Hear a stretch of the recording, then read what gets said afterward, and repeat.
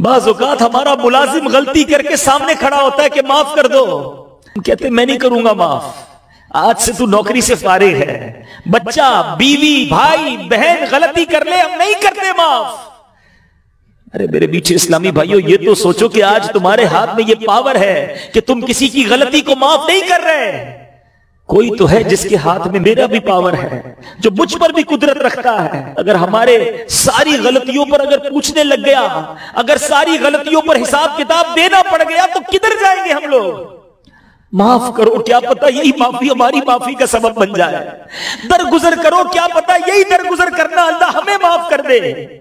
ना बनो सख्त, ना बनो रोब झाड़ने वाले, झड़कने वाले, दिल तोड़ने वाले। अरे याद रखो, हम सबने मरना है।